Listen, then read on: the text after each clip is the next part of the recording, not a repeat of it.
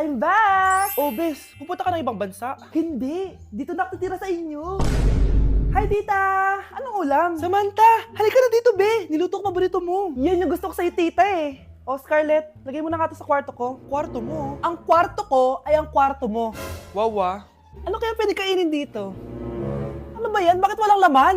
Grocery naman kayo, Bes. Sorry po, nakakahiya naman sa'yo. Mahiya ka talaga. O, ito na lang lutuin mo. Walang ya talaga tong babaeng to. Lagyan ko kaya to ng lason. Ay, tita, sobrang lakas uminom niya ni Scarlett. Tapos puro lalaki pa yung mga kasama niya. Aba, humanda talaga sa akin yung babaeng yan. Walang yatong si Samantha. Sinisiraan pa ako sa nanay ko. Bes, kailan ka uuwi? Anong uuwi? Hindi na ako uuwi, Bes. Inampun na ako ni tita. Ay, hindi. Umalis ka na. Ginagawa mo akong katulong dito. Tapos kung ano-ano pa sinasabi mo sa nanay ko. Oh, anak, ba't mo naman pinapaalis si Samantha? Wala namang ginagawa masama yung tao eh. Oo nga, ang bait ko kaya. Kung hindi siya aalis, ako ang aalis. Friendship over na tayo, Samantha. Lalayas na ako sa bahay na to. Parang mas anak pa ni nanay si Samantha.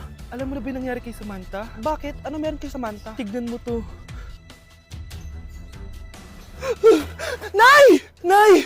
Oh, di ba lumayas ka na? Paalisin mo na yan si Samantha! Sino siya, anak? Tinawag mo bang anak si Samantha? Ay, hindi ko alam, Nay. Paalisin mo nga yan. Hoy, babae! Kung sino ka man, umalis ka na dito!